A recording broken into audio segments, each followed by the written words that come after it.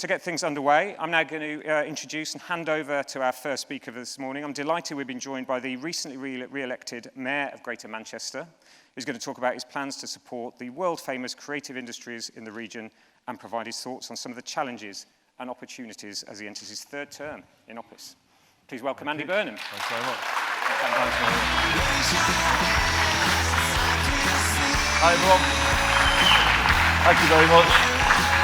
We were just hearing about claims and counterclaims in elections, and that's in there for now, so don't worry, you're not going to get a full political speech. That comes later. I'm going to try and give you a sort of state of the nation as we see it from here, because it did strike me. I think I did stand on this stage in 2019. That very much was a different world when we were all last in this room together. What's happened since then? Well, just give you the local perspective first. I think the picture's not up there now, but was up there before. We've certainly got a few more towers here than we had before. We have opened the UK's largest indoor arena. We have, really. We have. It's happened. It's a reality. We have become one of only 2 cities in Europe to have 2 Champions League winners within it, cementing our football reputation. We had a Chanel catwalk. Would you have imagined that when you were all in the rain, of course, with a canopy? But that was a big moment for the city. We've put buses back under public control, the first city outside of London to do that. The B network is our new public transport system that's taking shape. So lots of big things have happened here. One big thing you might remember was me standing outside this very building in the middle of the Tier 3 debate in the pandemic. And I think that has been a characteristic of the times that we've been in. As devolution in England has developed, the kind of tensions, if you like, with Whitehall have kind of come to the fore, particularly in a parliament when it was, well, I'm getting the rosettes almost coming out here, where it was levelling up and everything that we were promised. And obviously, we've kind of lived through those debates.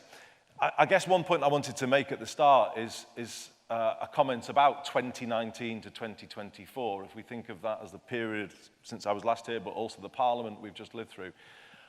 We would say it's been something of a tale of 2 cities, the city of Westminster and the city of Manchester, because from here, we have observed how things down there have become less and less functional, basically. There's been a collapse of standards and structures and delivery. You know, we don't see that delivery. There's so many things that are not working in this country as they should be working. Now, there's a political element to that, but I also think there's a sort of wider societal element to that, which is you can't run things in the 21st century from one small postcode in London and expect everything to work. Places are becoming much different and more diverse, and you need a different way of running things. So I think the old model has kind of run its course. And one of the really positive things about the last 5 years is the way a consensus has emerged. You know, there's not enough consensus on many things in this country at the moment, but there does seem to be now about more devolution of power out of the Westminster system into places like this. And we believe we've been at the forefront of showing that it can actually work and make a real difference on the things that all politicians in this election are saying that they want to see. For instance, top of the list, growth. Greater Manchester in the last few years has been growing faster than the UK economy, and we're predicted to continue to do so in the years ahead of us. Now, that is not something that people like me have been able to say in our lifetimes of living in the northwest of England.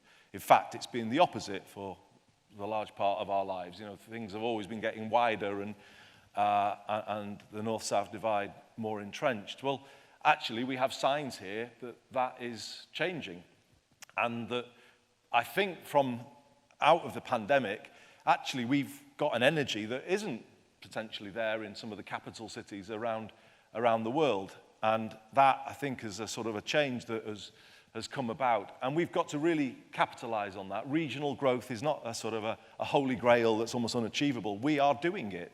You can see it, you can feel it here in this city. And actually, it's not just about the city either. You know, if you came through on the West Coast Main Line this morning, if Avanti, maybe there's a few empty seats, I don't know whether they're behaving themselves today or not, but yeah, that's a whole different thing. I could go off on one there, but I won't. If you come through Stockport, what you can see there is evidence of something that is happening I think for the first time in the UK. And that is a growing city is lifting a proud town very close by. There is investment going into Stockport because the growth of our city now and the kind of change that comes around housing means that people have to look at the places a little bit further afield, but close enough by if they want to live and work in growing sectors like yours.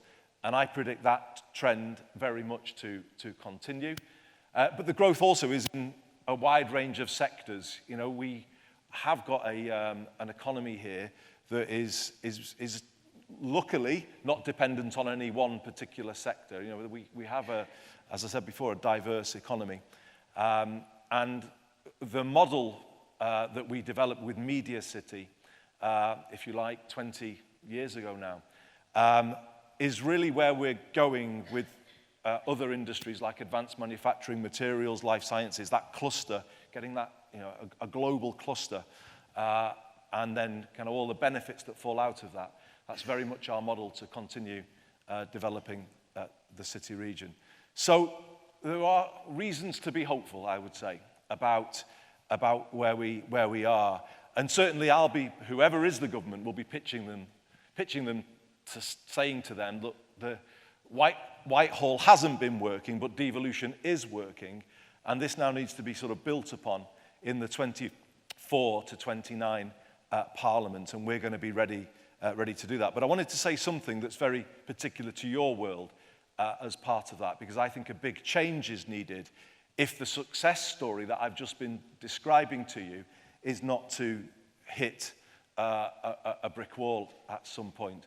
And the change I believe that we need is, there is change needed in housing, definitely, to have a greater mix of housing and free the city from the grip of the housing crisis, free the country from the housing crisis. We do need more functional public transport outside of London, but I've said to you before, we are on with that, and there is a plan to do that.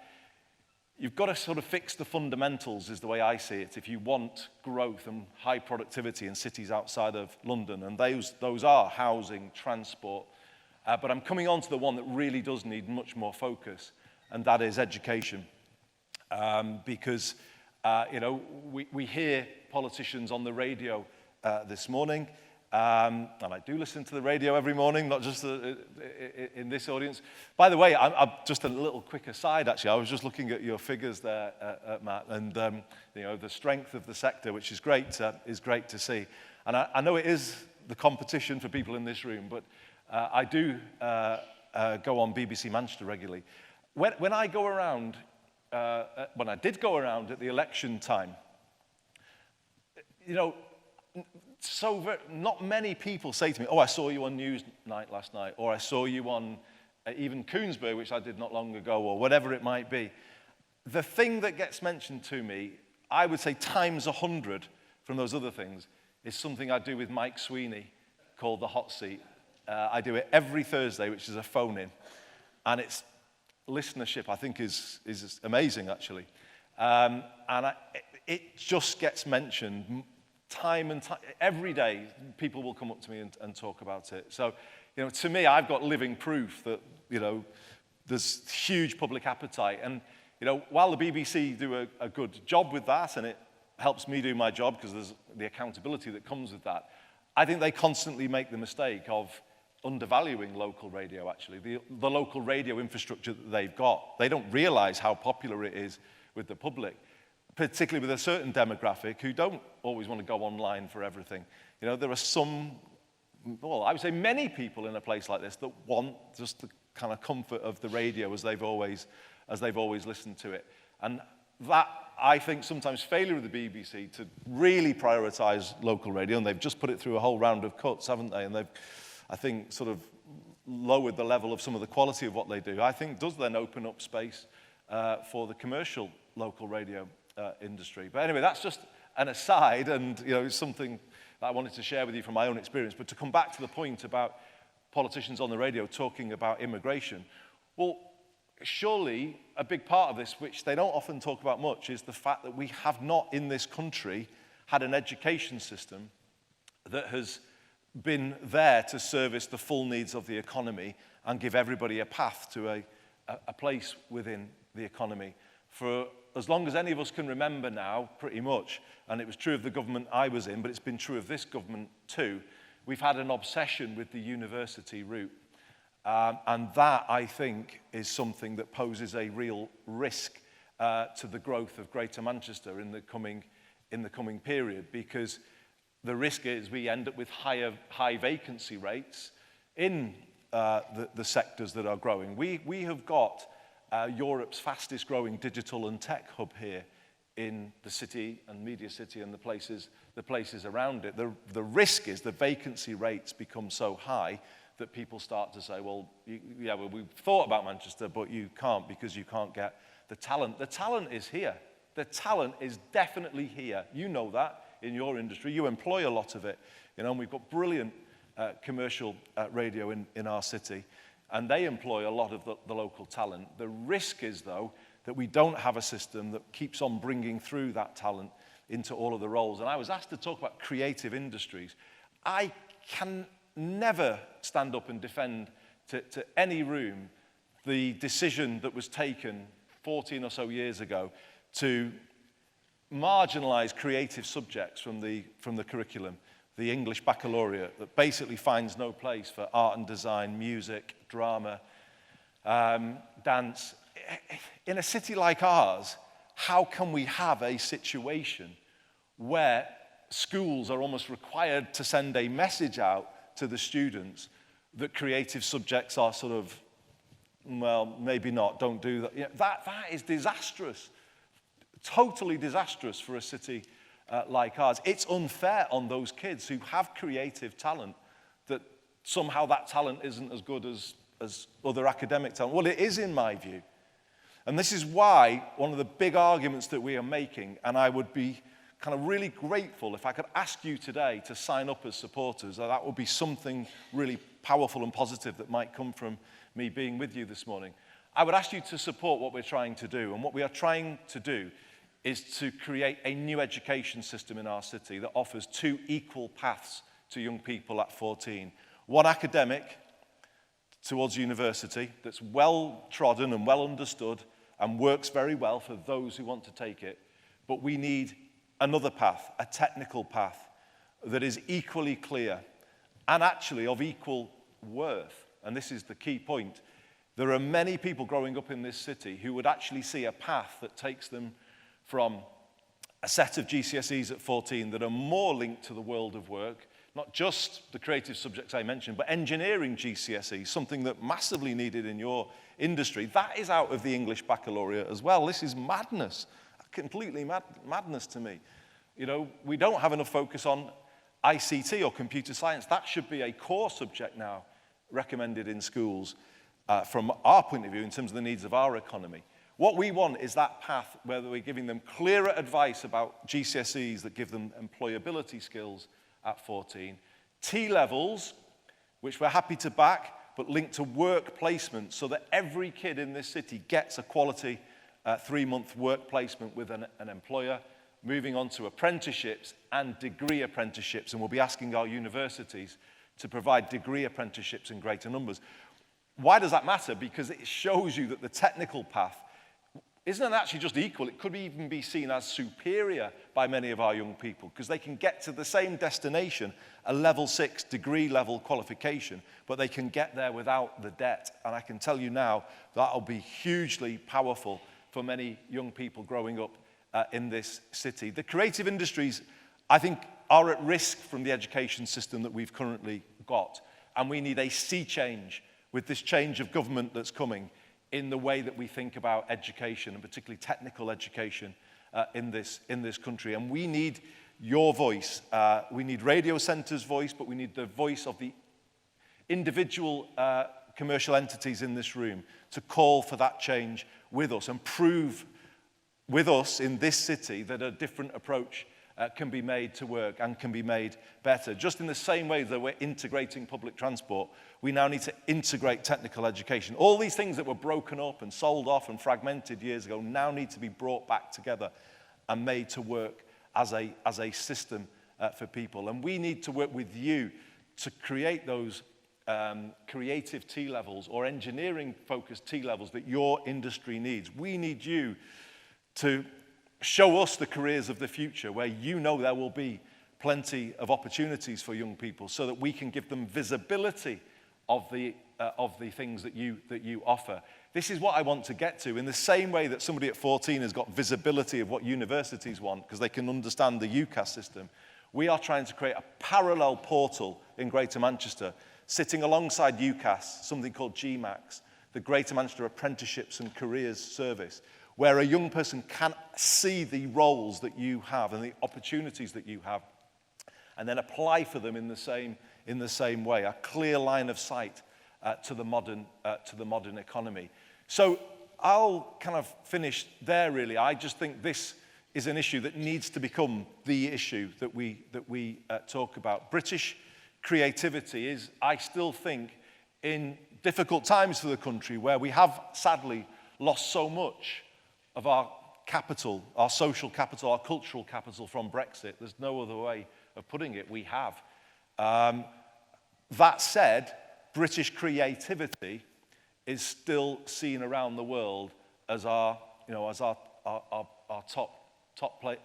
card. You know, we still excel at it, but we can't take it for granted that we will continue to excel at it unless we bring through the new generation that can keep that success story building. And this is actually where Manchester is at right now. If you ask me to kind of really kind of summarize where we're at, if I go back to when I left university, I came back here in 1991 when I graduated, and I wanted to stay here. I wanted to work here, but I wanted to work in your industry. And I sent CV after CV, hundreds of them, all over this place. And in the end, I could only find one thing after months of searching, and that was my first job out of university as an unpaid reporter on the Middleton Guardian. That is where I started in 1991. And like so many people of my generation, I had to make that kind of painful decision that if I wanted to get on, I had to go south. And that was like the story of people who grew up here in the 60s, 70s, 80s. That was what we had to do. The kind of really amazing thing about now in this city is you don't have to do that anymore. The change in the 30 years since I was looking for a job here, particularly in your industry, is barely imaginable if you go back to the early 90s. It is colossal. It's not just radio and obviously everything that's produced at Media City. The audio industry at Media City, the podcast industry, the audio book. I recorded mine there not so long ago. You know, the range of stuff that is being done there in audio is absolutely phenomenal. So kids, my point is, kids don't have to leave. You know, you're not suffering a detriment to your career by staying, which is what it would have been back then. But the problem I've got is this. Those kids in Moss Side, in Hume, in Old Trafford, in Beswick, in Oldham, they can see the skyscrapers from their bedroom window, but they can't see a path for them towards them. And that's the thing that we've got to change. That's the thing that I'm going to change in this third term that I've got as mayor, that I'm lucky to have. But that's the big thing that we're going to do, to show that we can do that. We can raise aspiration right across this city. And you can get access to that streetwise talent that you know is there in all 10 of our boroughs, but too often doesn't find its way because we have a system that doesn't give it a path and doesn't enable it to find its way. Imagine where your world will be if we really give it that path. And let's be clear about this. The media industry should not be doing unpaid internships or low quality, which it has done in the past. We need it to be high standard support for young people, because then you don't get those working class voices on the airwaves, and you don't get that kind of spread of talent. Your industry, and in fact, you do it really well. And I think other media outlets could look to your organisations. The media industry needs to keep bringing those voices through. I was culture secretary when the BBC argued against going to Media City, and I would argue that they are in a fundamentally stronger place for being there 15 years on than they were before they went, because now you do see and hear voices from all over the UK, and particularly the North, on the airwaves. That's the learning point, isn't it? Bring talent through from everywhere. Let the media industry represent all communities, all people. That's the message of that. And let's build an education system together that enables us to do that and keeps your sector growing in the years ahead. Those are a few thoughts as to how we see it here in Greater Manchester. Have a great time in the city, everybody. It's great to see you here again, and I'll hand you back to Matt.